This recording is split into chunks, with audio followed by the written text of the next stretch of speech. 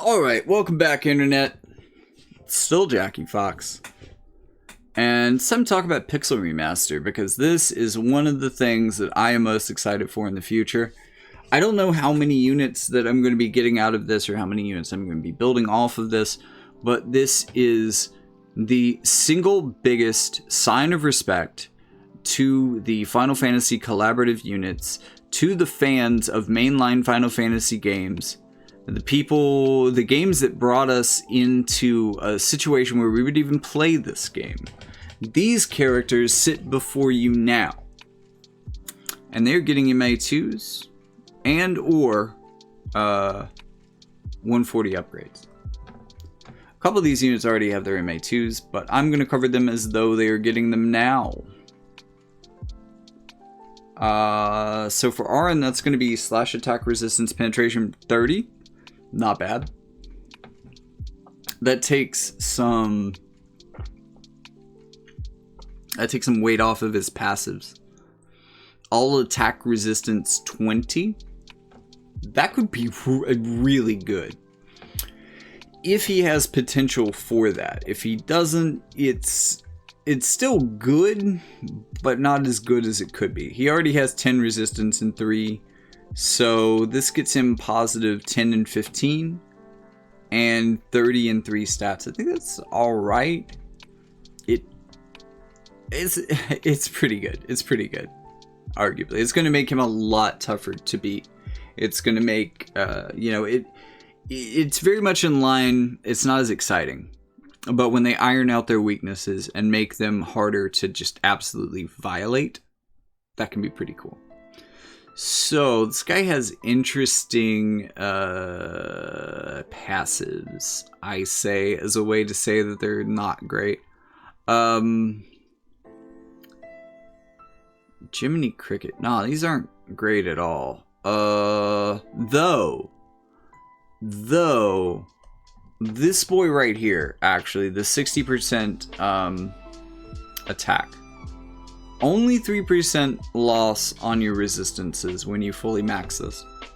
So this is an almost always run, because it's just a huge attack modifier to pick up, especially for a unit with high base attack, and RN does have that. But also with this dream enhancement, since you're getting a base 20 to all of these, this isn't pushing you further into the negative anywhere because you had that balancing. This is one that you can run without any sort, like, you weren't putting much of a second thought into it before, but you're definitely not putting a second thought into running this now. This is a pretty good counter skill. 50% chance to proc on all damage. It's got a pretty good modifier on it. After dealing damage, it decreases their defense by 25 for 3 turns.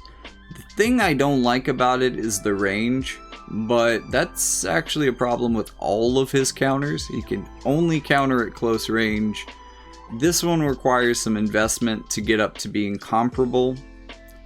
But even then, you're kind of trading your decreased defense, which is not bad, for chaining, which is not as good, I would say. Getting one more hit in there and pumping the chain up more, especially since he's probably going to be on slash teams, and this is going to break those chains. I'm not saying it's not bad, and it's not also building an ice chain, but slash is the way you want to go. You also have to run this passive and just take the accuracy as your constellation prize.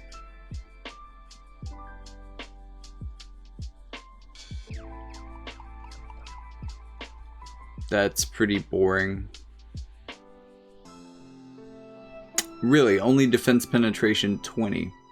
Yep, I'm feeling a lot more confident about calling you a Gen 1 unit now. Good grief. I mean, these two aren't bad, but like, this is just, and for an upgraded buff, this is just absolute underperformance. Oh man. Okay, I'm not going to review these units as hard. Let's look at what they got upgraded. So, the upgrade here was that the range became a lot more robust. Not necessarily longer, but more robust. And you got slash attack resistance penetration for 3 turns,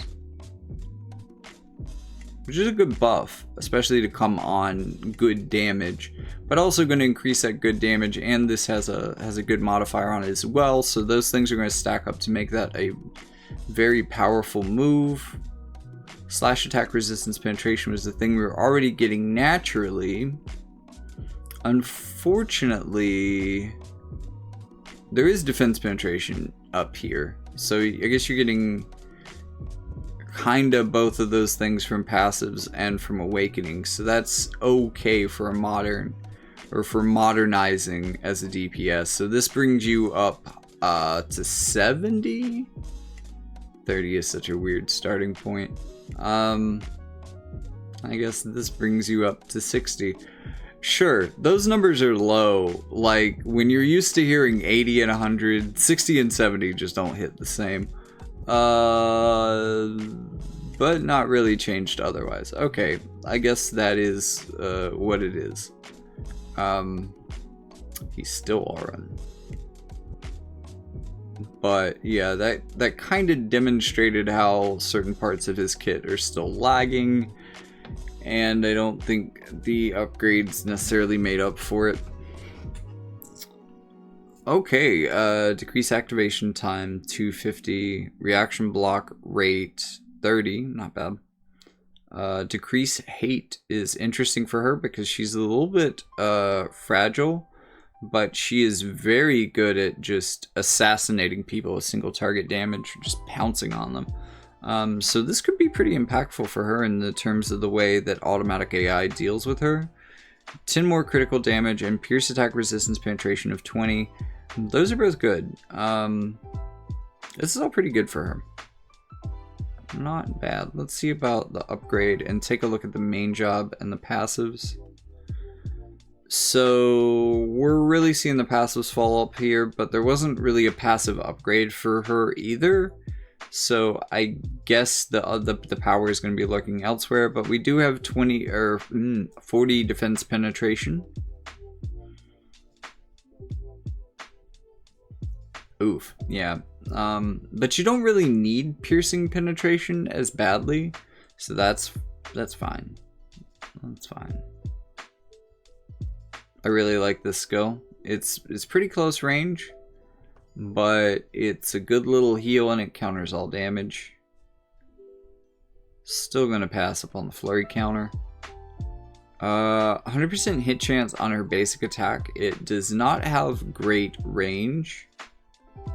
It's also not piercing, but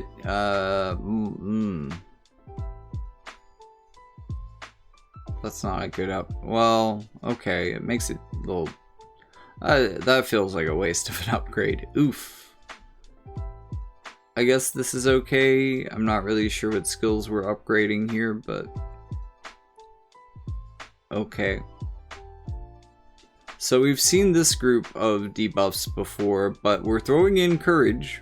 So it does the general debuff dispel, the general dispel package plus courage, 200 mod. This is the one that's really good at assassinating people. It's also not one of the ones that's messed with by this. I think that's gonna be these. Let's see. Anything that takes more than 2 hits, she can break its single target resistance and then pounce on it for a kill. That can also give frostbite and has guaranteed hit chance. So she has a lot of guaranteed hits. She can deal with evasion units if given the time. I think her issue is that she has a little bit of trouble sticking around, but she can reliably take units out even if she has to kind of break them down a little bit first. So maybe she runs well with a good tank. Maybe she works well with Snow, because he's going to be getting upgraded with this same set of things. Oh, good grief. Okay, so one of those gives it guaranteed hit, the other one gives it frostbite. Cool beans. Sure. Defense penetration 30. Okay. Again, that could be a 40. Pierce attack up for allies. So she's what, like Pierce leader now. If you want to build a Pierce team with a huge Pierce modifier after buffs, I guess this is a way to go. I don't know. I don't think like all Pierce teams historically have been all that great. I don't think there's much making them great into the future. Maybe if there was some sort of a magical piercing support. I don't think Jaden does that. New Jaden. But there is a magical piercing tank, so you're starting to see the composition of a piercing team. Maybe this would be really interesting on that, because it is this would work for magical pierce units as well. But I don't think it's so great. And I'm not super in love with her sub-jobs either. Increased defense penetration and decreased pierce resistance on the same hits, pretty good. And it has a pretty good AoE on it as well. So, not bad. But not brand spanking new. It's interesting doing all of these back to back. We're getting close to hour 3 of recording time back to back, and I'm really, you start to see the matrix after a little. Just kidding. You start to see the copy pasta after a little while, and you start to understand more instinctively where the power scaling standards are and how these units aren't quite reaching it. However, 20 more defense penetration, 15 more pierce attack. That brings the defense penetration up to something good. So this takes pressure off the passives, as I've said before. He's going to be able to pounce faster. He's going to be more accurate. This is going to get upgraded. Alright. So let's just look at what he's got going on first before we get to that. Acquired AP. Really strong attack buff. 25 defense penetration is awkward. Again, what we're used to in Gen 3. And this is a Gen 1 unit. I mean, to be fair, this upgrade came in Gen 2. And it added the defense penetration in Gen 2.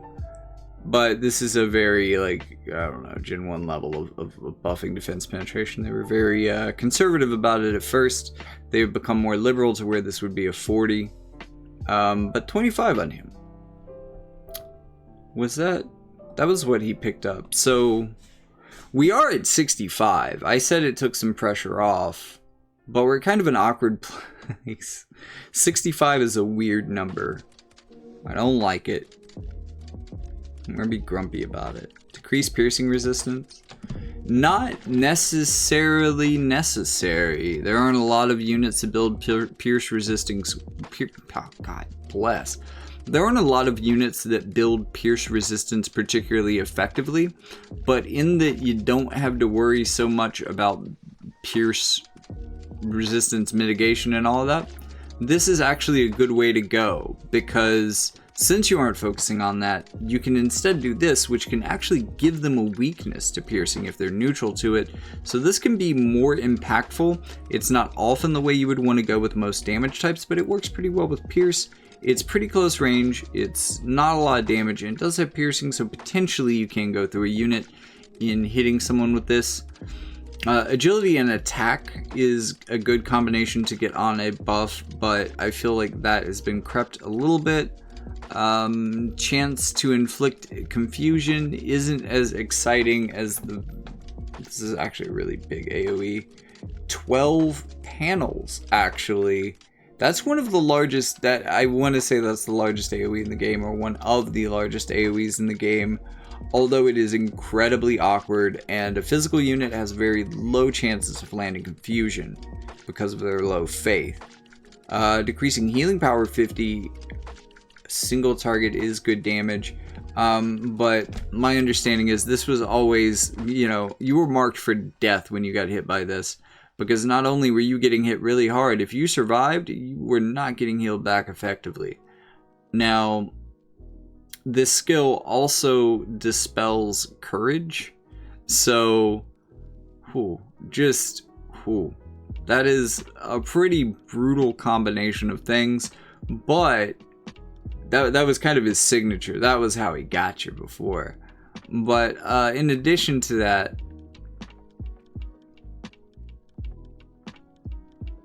see, fucking, why? This is why 65 is weird.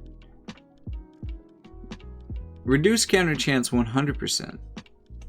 Do have a little plus shaped AoE. So no counters. Defense penetration justice cast 50.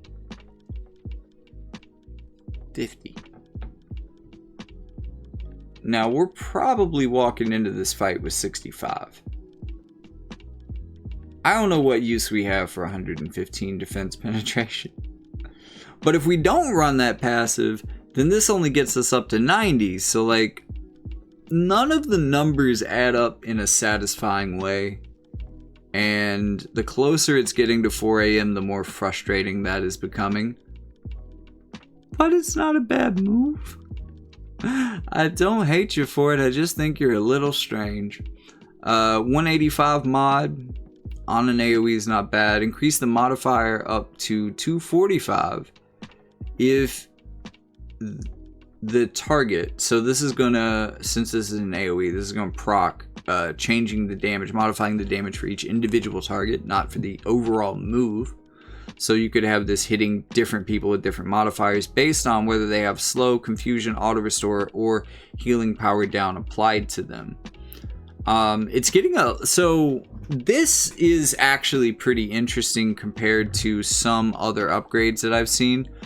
Only because auto restore is becoming more common and that gets thrown into a lot of things, but actually the fact that healing power down is in here, there are so many units, potentially several units that pair really well with Kane himself that have AoE, like big AoE healing power down skills. I'm thinking about Ruinstern, but there's got to be others. Healing power down has gotten pretty common recently. It's one of those must-have things that almost every new UU DPS unit has. Kane has it himself. He can do all of this stuff, although again, I wouldn't be relying on confusion. I'm not really sure where the slow is coming from, and I'm not going to look for it. It's probably somewhere in the kit, but I'm not really going to rely on slow or confusion. But healing power, I think, is the way that you would trigger this reliably, and I think it could be an incredibly powerful move if triggered reliably, especially for him. Although, still don't count this boy out. This is really strong if you need to dispel courage, but both of those are really strong skills. Let's move on to the next unit. Alright, Golbez. The scholar of not being a scholar. Missile resistance, defense, and spirit. Just thick boy. HP, defense. Oh, he has Emerald Echo. That's interesting. And he can make himself faster, but generally things are going to make him tankier. You can counter damage by absorbing AP, which is definitely detrimental to the person who gets their AP absorbed. But it's not really something that he needs himself. Like, as a mage with a staff, he's fine on AP. Dispel counter? And then just kind of a regular vanilla scholar counter. So I guess... Shit. Do you take their AP? It's got better range. Alright. Moving into the main job, we can break spirit on our basic attack. That has a pretty decent range. You can increase magic attack and buff resistance for all attack types by 100%. That gets upgraded to also include all elements. That is very, very similar to a scholar buff. I hope he doesn't get that one as well, because they just would not stack very well at all. Reduces damage taken for 3 turns by 30%. This isn't as good as the barriers that we've seen recently. Like, really putting that into context shows you how some of these mods don't age well. But getting this in addition to absorbing 30% of damage done is pretty good. This was, I think, the first time that they rolled this out.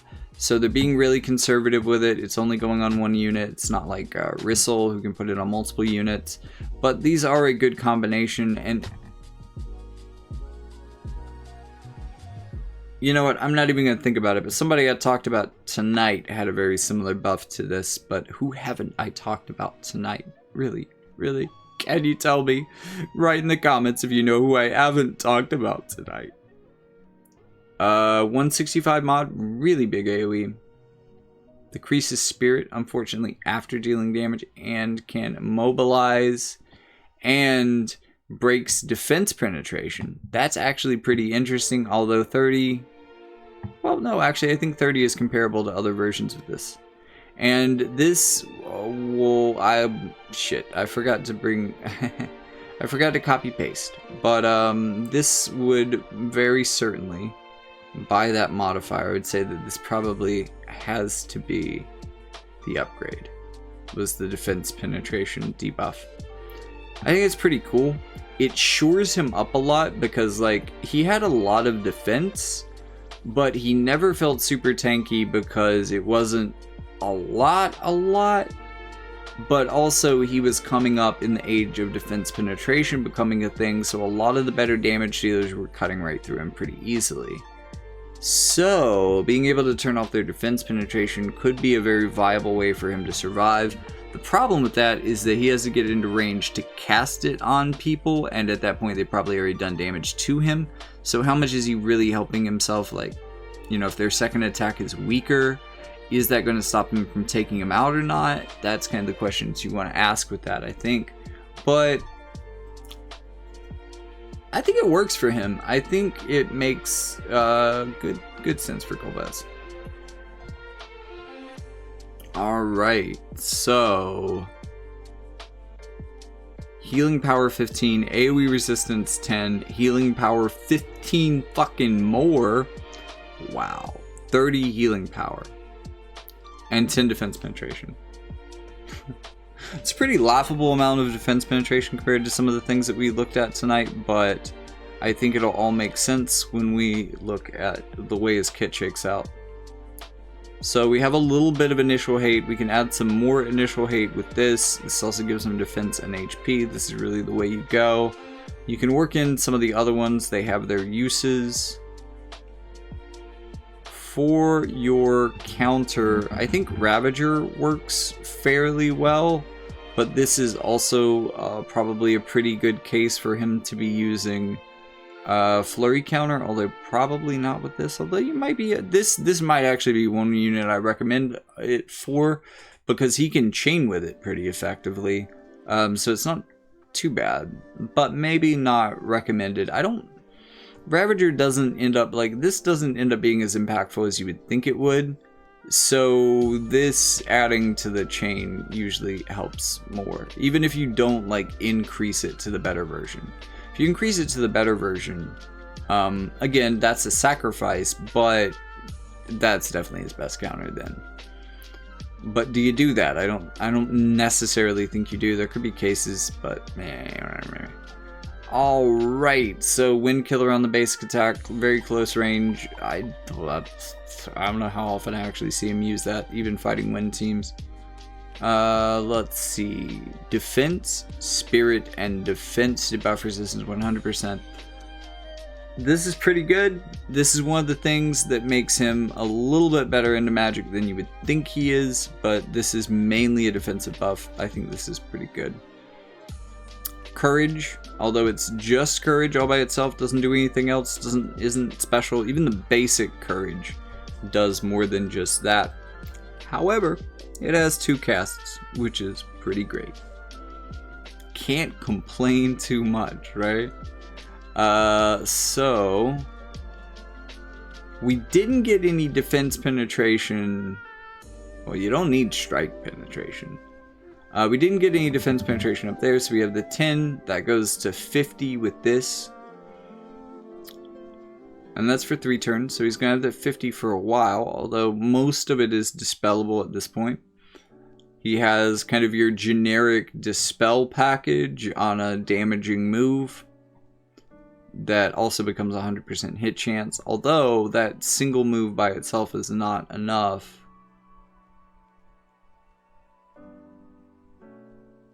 Oh, there it is, right. Is not enough to make him an anti-evasion unit, and here comes the upgrade.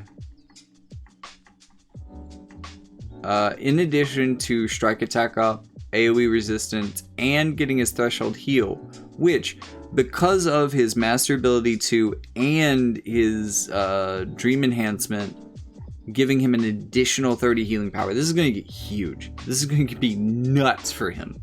Like, full heal every time from 20%, just healing 80% of his HP all the way up. I think that, like, it's going to get pretty nuts. But on top of that, we're going to be stacking increased debuff resistance by 50. That's all of the debuffs. All the debuffs. Which kind of doesn't stack well with this one, but this is only one. I think the other time that I mentioned that these might not stack well, we were talking about, like, spirit debuff. No, it was all attack types and all elements. Anyways, it was doing most of the stuff already. But this one really isn't. So this part doesn't stack super well. I mean, it will, it gets you the other 50%. Whatever. It's not bad. They stack okay, right? So, especially since tanks tend to get more benefit typically out of shit. Out of shit. They get a lot of benefit out of shit. Out of reincarnation. I think that's going to be really good for him. And what we saw in the kit just there looked really promising. And what we saw with the upgrade also looked quite promising. So, just all around package, the Snow character is. Boy starts with a 50% physical barrier for 3 turns. 3 times. That's pretty good. And, like, I just want to emphasize, like, every fight he's going to start with that. Theoretically, this makes him a lot better on defense, but this is also good for multi attack formats. This is just basics. This is what he started with. So the other thing we're getting is slash attack resistance penetration 30. Why can't you give me 40? It's okay. I like that. At least it's not 10 or 20.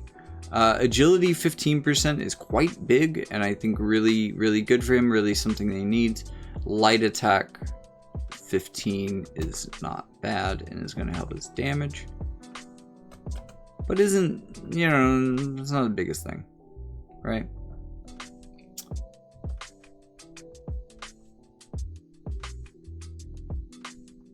So he's got the buff that I was talking about before. He kind of has to eat the 3%, unfortunately, but that does bring his attack up quite a bit. Oh, defense 32. Good grief. Okay, that wasn't the upgrade. That is a lot of defense to be getting on one passive. I'm actually kind of impressed by that. The 12% HP isn't as great, but hey, I'll take it. So that's a good combination with that, I guess. So you get your defense, you get your offense. He's a brawler, so he wants both of those things. It's pretty good. Definitely going to be, because of that automatic barrier, this is definitely a unit that you want to be playing into physical. So the fact that all of his counters are also physical, I'm just not going to hold it against him right now. And we're going to talk about making the best of what we got, which is probably this, because the range of these are so incredibly short that this is just going to be more consistently proccing. And then main job, we can break agility, but that's very low range. We can disable, but that's very low range, and he's a physical unit. It's a really impactful debuff status to land. But again, he doesn't have high faith, so he's probably not going to land it. He can increase defense, spirit, and spirit. Okay, so this is really similar to what we just saw, except with spirit buff resistance. But defense and spirit buff resistance, pretty good combination there. He can consume his own HP, 10%, only 10% now. Physical, okay. This gives him an AoE pattern, 3 times physical damage barrier for allies. Can't target himself with this, which is a shame because he spent his damn HP to get it. Like, you'd think he could get in on it, right? You know, just kidding. But this was there before. Not bad. He can also decrease attack. Really going into that, this is definitely an anti-physical unit. Like, he feels like he's gonna be pretty good, but also just I'm not 12 spirit ain't doing it. It ain't gonna do it. But he's good against physical. Alright, so that final upgrade is gonna be to increase his healing power and another thing. Okay, so this final skill is going to be increased defense penetration 40. So there was already, because he didn't get any defense pen here, he got 30 here. Oh, that's slash attack resistance penetration. So this is, damn, well, it does last 3 turns, so he gets 40 defense penetration. This is his only source of defense penetration. It is dispellable, but it does fortunately last 3 turns. Healing power up by 30 for 3 turns, which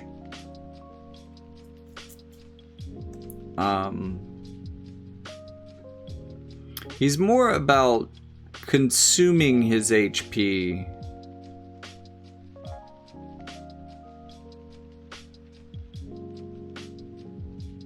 I mean, he had Soldier. He could have had Drain Force. This could have been a good combination.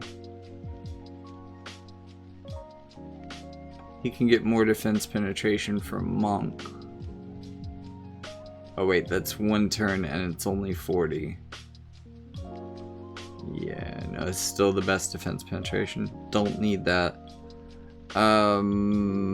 But increases damage as HP increases and as HP decreases and absorbs 70% of the damage done. So when you are really low at HP, say, I don't know.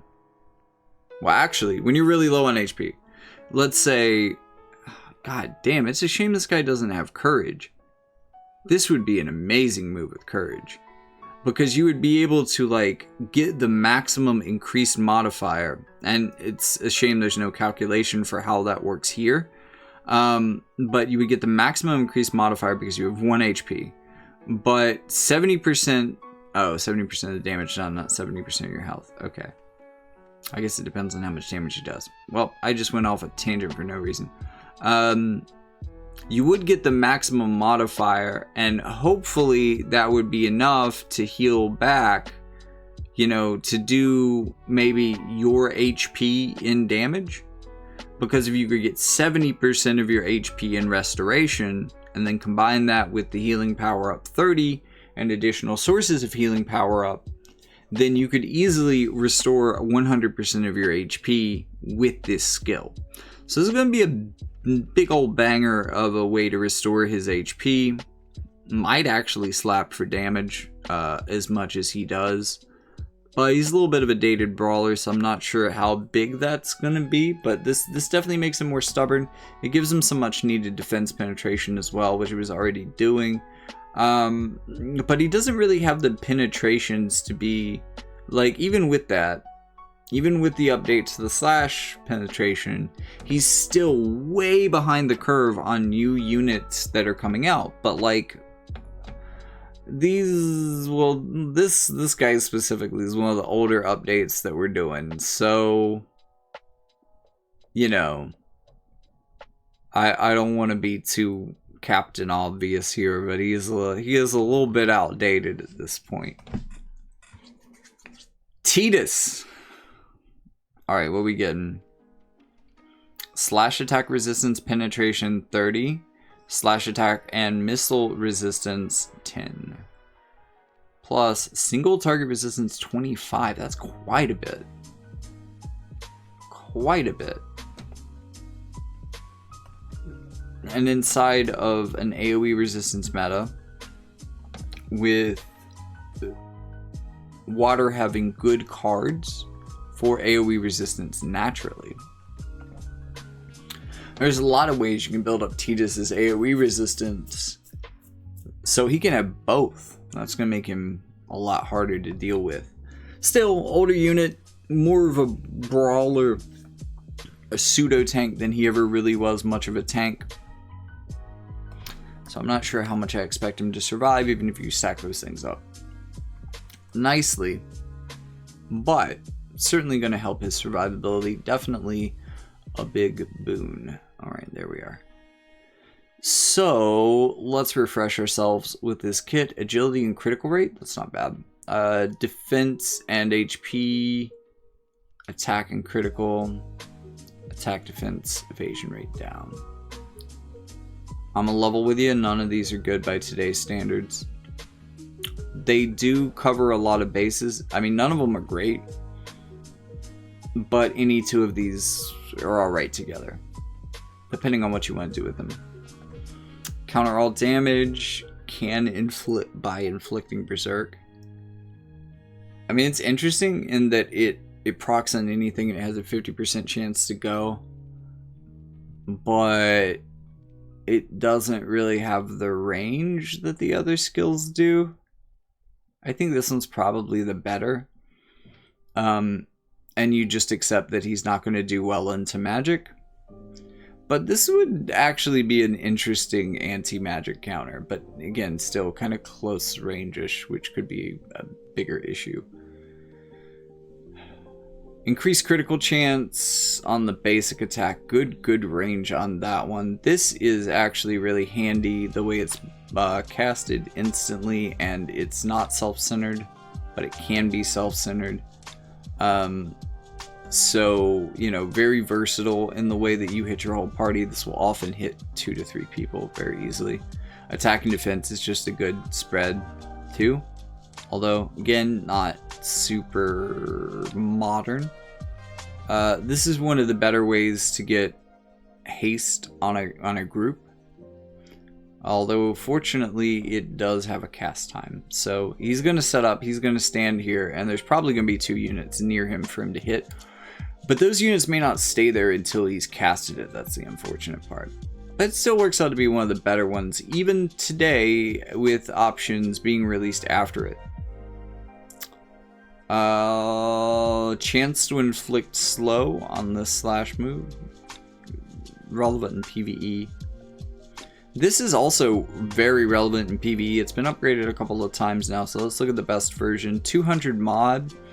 Decrease CT by 15%. Increase for target. Increase your own agility by 25% for 1 turn, so you get your next turn faster.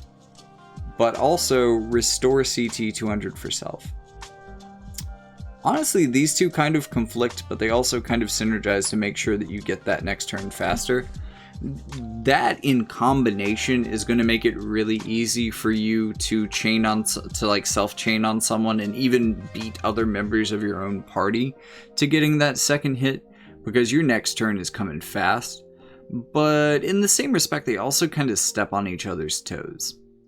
I think it's probably worth it though. This is a pretty good upgrade, and I think that it's an upgrade that helps push into PvE better, which I think is really where he's at these days.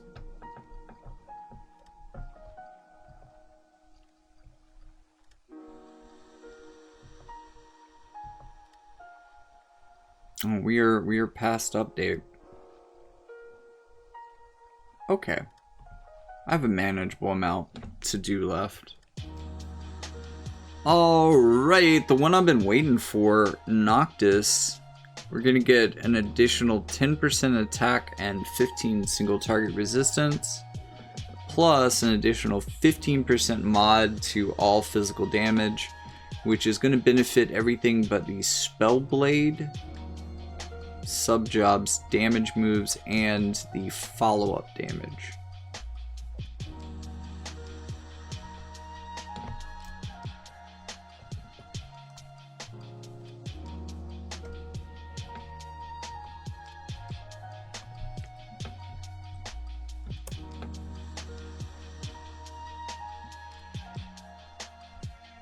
Okay, whatever. We'll figure that out in a second. Again, well, no upgraded buffs, so maybe I shouldn't be expecting a whole lot. Pretty simple buffs, but this one is quite interesting in that it raises all elemental resistances by 12. Again, the only real parallel to this that I can think of is Sephiroth, and it stacks with this buff. This is what I was saying about him being a really great potential lightning resistance tank and even a magic attack resistance tank. You can build both of those things pretty high on him and get them even higher with buffs. Physical counter, magical counter, counter all counter. These are ranged 45% reductions. They're the same thing. Wait, what?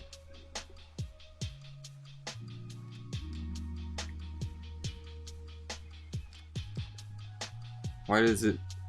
They're the same thing. One's for magical, one's for physical. And he can poison people, but I don't think that's super relevant. So you're probably gonna pick one type of team to attack and choose. Because he can work into either scenario. And I think that the counter is a part of how you differentiate those two Noctises from each other. Basic attack debuffs attack and magic for target, which makes him safer, makes your team safer. Not bad. This is the notorious skill first skill from the sub job kind of skill, but it made it into his main job. One of his main buffs has been increased a couple times now.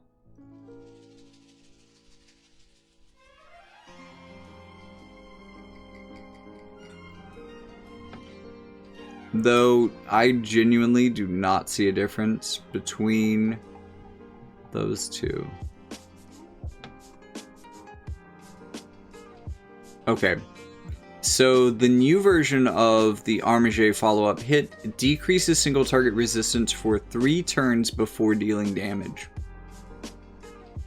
It's a shame that comes at the very end of your attack, though.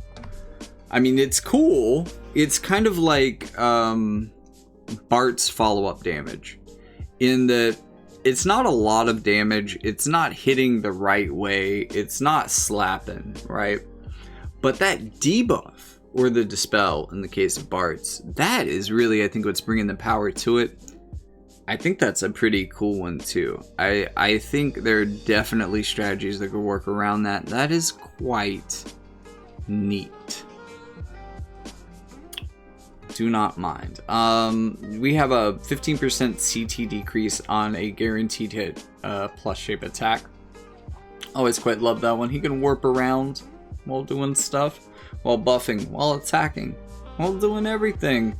Break physical barriers. He can move to target panel again. Just so many ways to warp around. Noctis.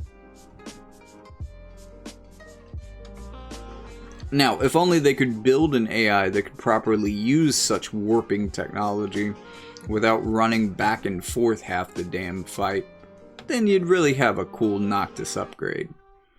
I guess that's the one I'm bitching about next. 10% extra attack, reaction block rate 40, acquired JP 30, missile resistance penetration 20, critical rate 20. Yeah, so it's ensuring that damage goes through, and it's ensuring that you have the AP to keep it coming. Not bad. 2 range, increase AP, acquired AP rate also kind of works to this and keeps him safe and out of sight, so that's a good upgrade. The other ones look okay. I'm sure they could switch in and out. Slashes, that's kind of silly on him. I mean, he does have slash attacks for that sub job, so it's not just don't use it. It doesn't make sense. Reflex. Whenever you get reflex, typically speaking, use it. Basic attack can paralyze. He has a selfish accuracy agility buff.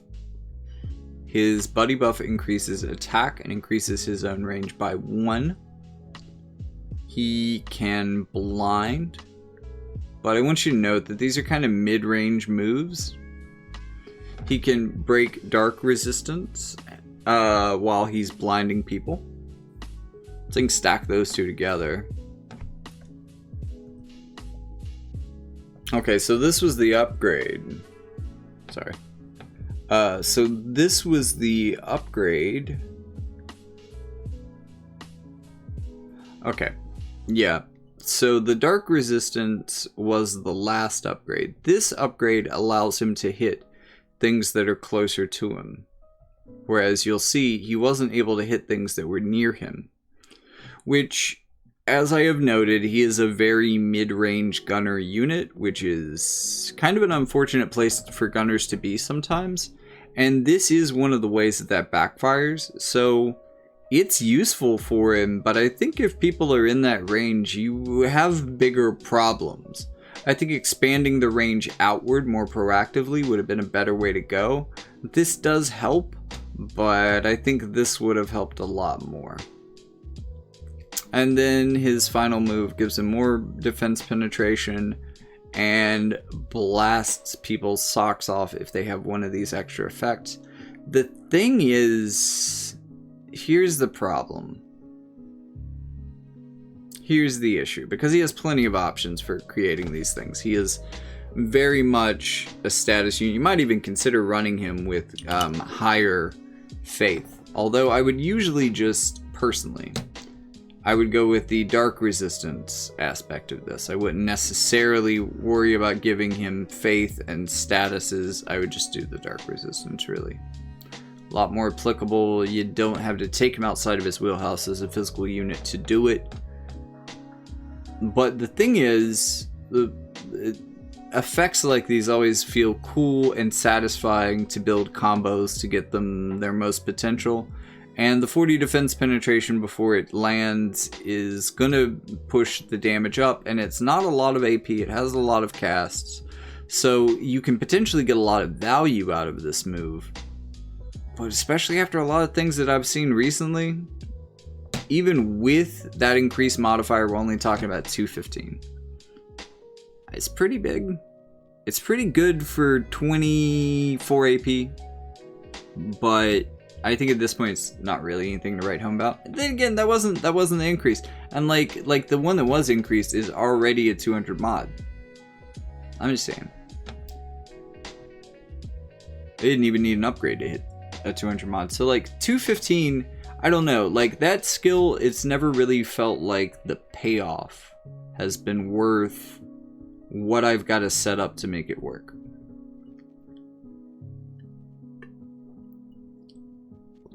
Is there any hope for hope? Time to find out.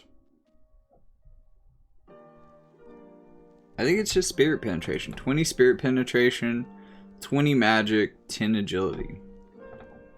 So shoring up his damage, increasing it outright, and making him faster. All good stuff, especially if we're moving more from my perception of him being a support into what I've heard is the correct perception of him being more of a supportive DPS.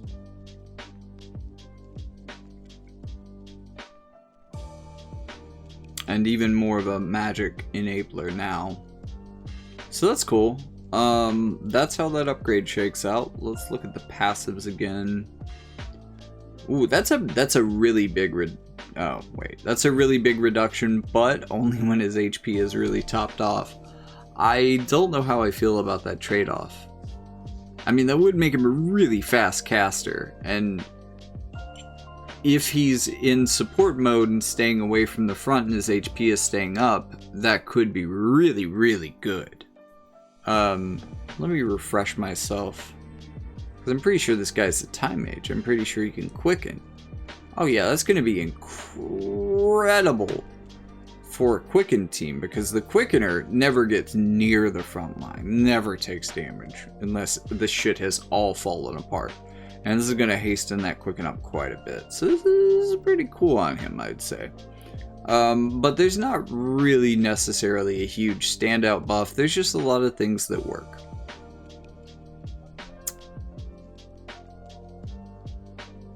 Counters all damage.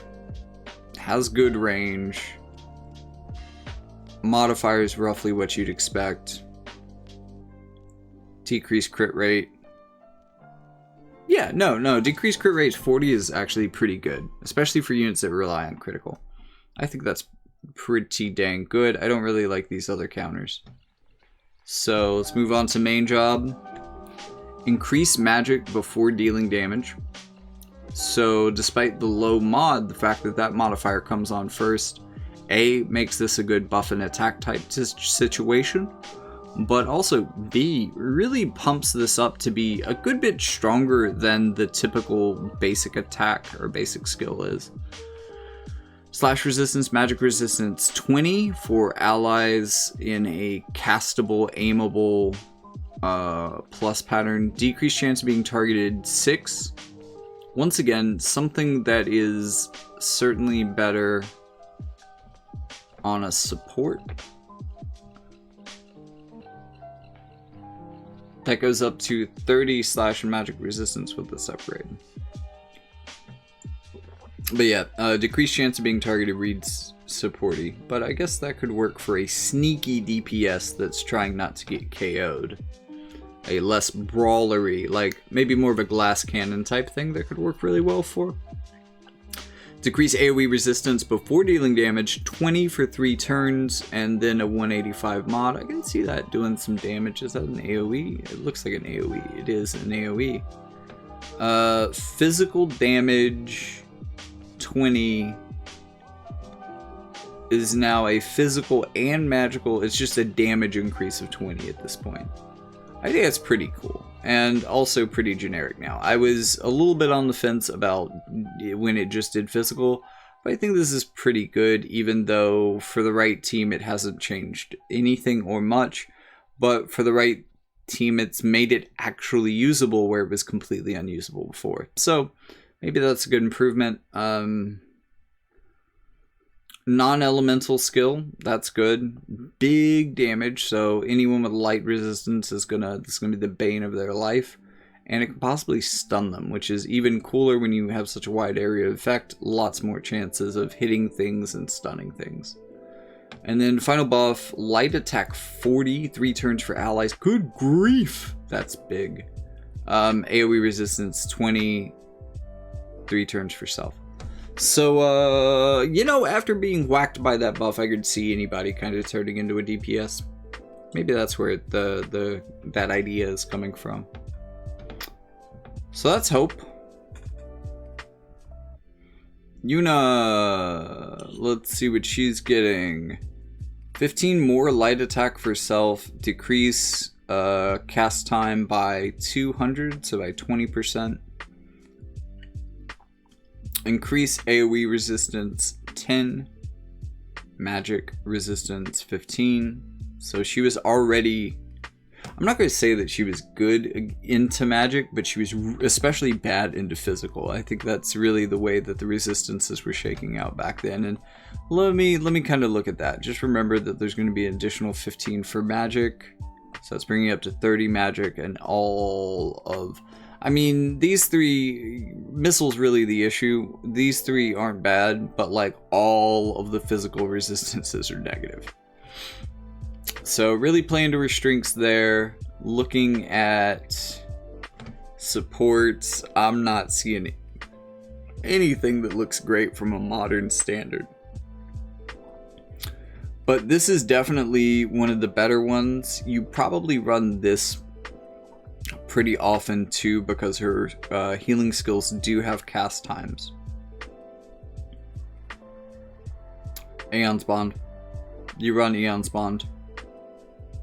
Even with it being not as good as it historically was, even with it aging, I'm not gonna say it aged poorly, but it was incredible when it came out, and it's still quite good. It's still a no-brainer as the one you use for her.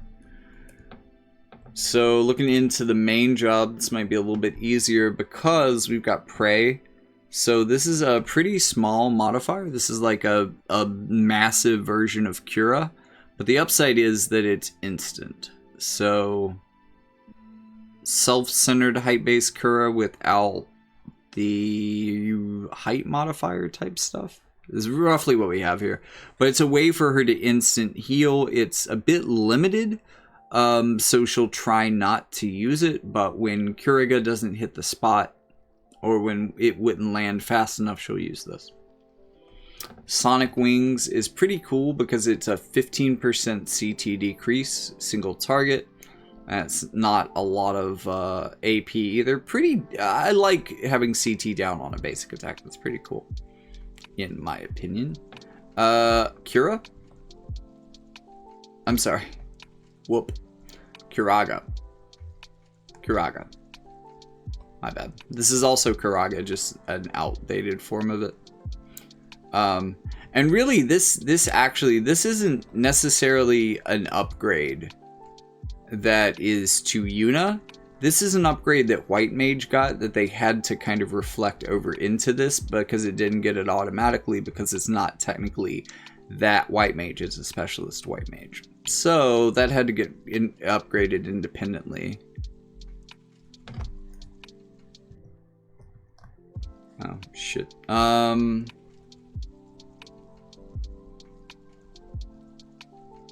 It's 4 characters.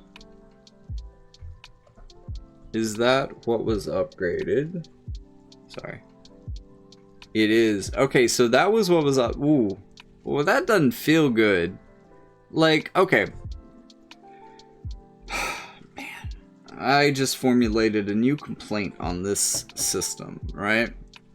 So, the other reason that collaboration units kind of age like milk is that their jobs are excluded from the pool of units that get regular job increases. So for something that a White Mage would have gotten as a part of their regular updates, she had to waste her fucking reincarnation buff on. That's really unfortunate. Enhanced Holy, big damage, big dark killer, big guaranteed hit. Pretty big range actually. And she has auto revive and full life, so just amazing White Mage. Lightning.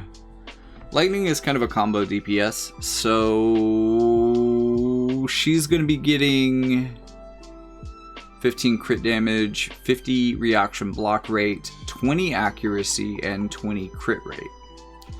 So that's a pretty good spread there.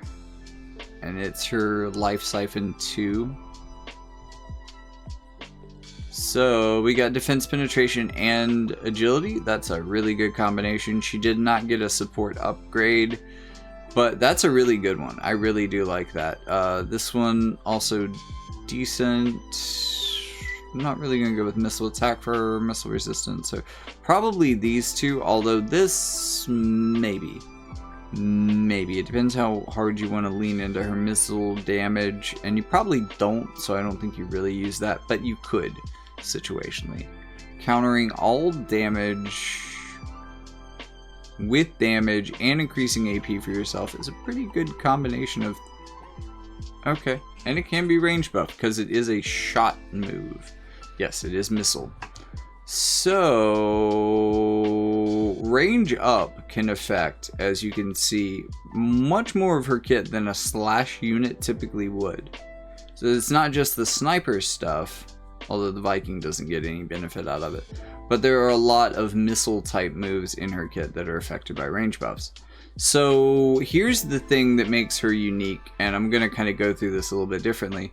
But her main job is pretty much roughly split between slash attack and missile attack. So unlike Cloud, who has to run Ranger to be a slash and missile unit, she just comes as a slash and missile unit.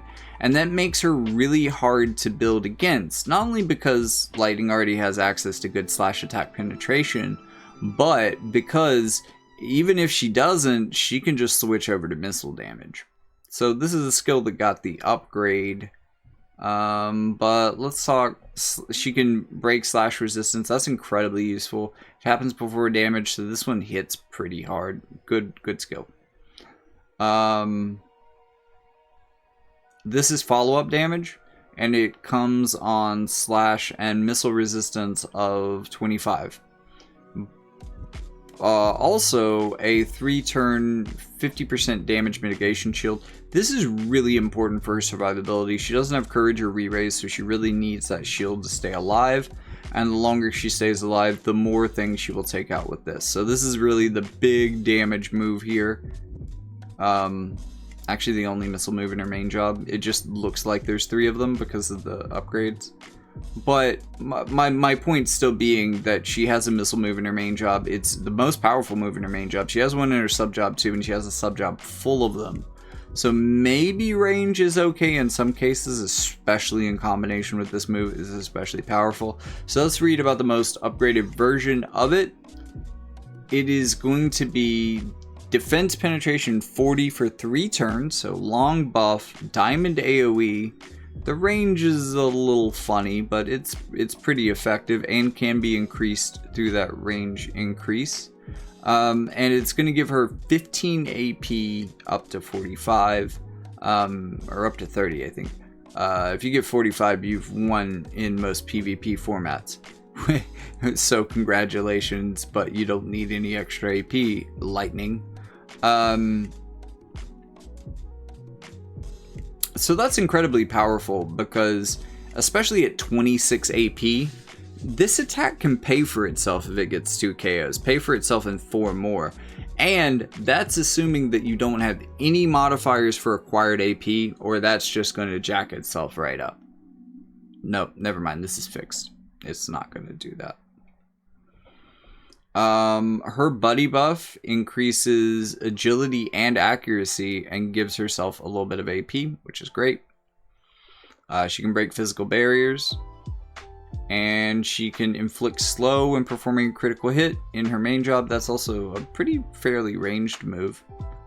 So that is the basics on lightning, which leaves us finally with Rosa, who is kind of awkward and one of the more outdated units on the list, but also one of the more interesting units on the list, and maybe one of the more splashable in some ways. I don't know, we'll see.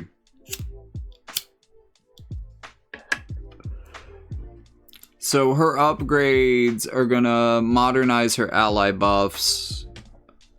She gets 2 skill upgrades. Very interesting. Magic and Spirit she's already getting. 20 AoE resistance is great. Healing power up 15 is great. 40% reduction in casting time. They really balance the heck out of this girl. I am already kind of impressed by all of that. So wait.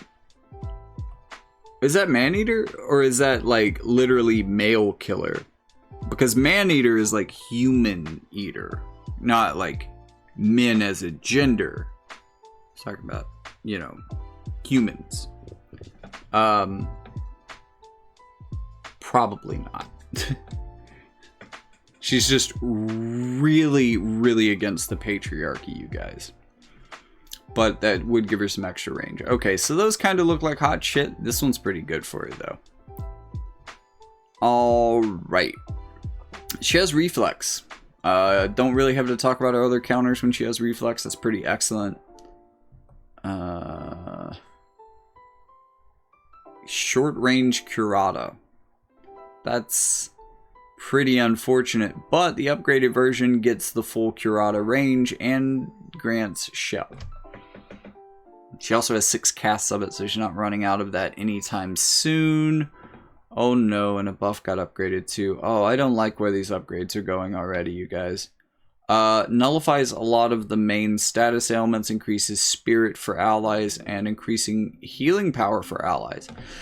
It's actually kind of important that she can put healing power up on allies 2 because both her healing power and the ally's healing power comes into the equation when she heals someone else. So those modifiers will stack, which means that not only does she become a more effective healer, her allies also become more effective recipients of heals. Then we got Holy. It's Holy. Kills the undead. No dark killer this time, but it is light damage, so that can get around elemental resistances. It is a pretty high modifier, and it does have guaranteed hit and decent range.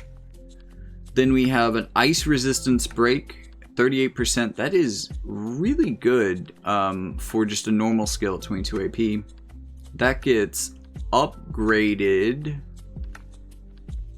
to have better range from the looks of it. I'll take it. I will take it.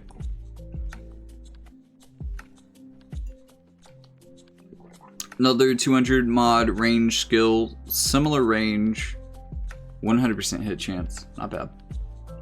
And full life. And then the full life got a second cast. So that was fixed with her MA2.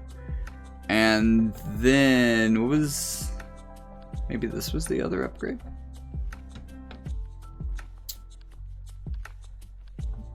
Rosa.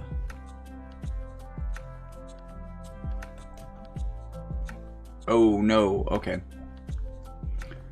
So, wait. This was the one that got upgraded with the Dream Enhancement.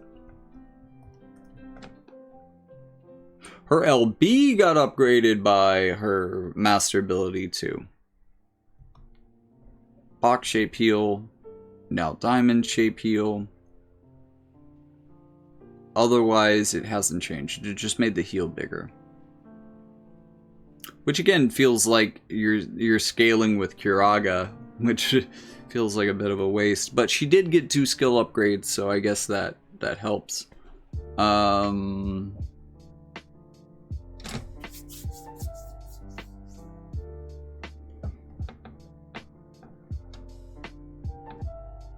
It's weird that it forces her to be in the center of all of this, but it specifies that this is allies, not self, even though the same modifier applies to self. That's just kind of odd. But otherwise, I don't have anything else to say about this unit. I think I'm grasping at straws at this point, or I'm delirious because it's nearly 5 AM and I've been doing this for the last 3.5 hours. So it looks like this one is going to be a series too. I'm going to have to break this shit up somehow, because this is a lot of information to be processing at one time. And even though I am seeing a lot of it for the first time in this session, and this has been a fucking wotv data marathon, I think ingesting all of it in one sitting and recording my reactions to it live, in addition to a little bit of editorial help, is really gonna give me a good basis of comparison for these upgrades, especially to units that are brand new, and also context for what brand new units are doing compared to each other, but also context for what some of these upgrades are doing compared to each other, because some of these upgrades are going a bit harder than others, but typically those upgrades that are going a bit harder than others are also going on characters that really need them to go hard. So it's a good in the ways of a balanced patch. I don't think every unit emerges from this looking great, but they all do have their uses. They all do have their ifs, ands, ors, and I think that it's just a really good precedent to be setting. Even if I was maybe a little disappointed by some aspects of it, I think it's a really incredible precedent. So now I think the conversation shifts from why do limited collaboration, mainline collaborations get skipped on upgrades, and why do their jobs get skipped on upgrades? The complaint is getting more and more specific as they solve problems. Eventually, I will have a different complaint because they will solve this problem, and I will be happy once again. But until then, see you in the next one.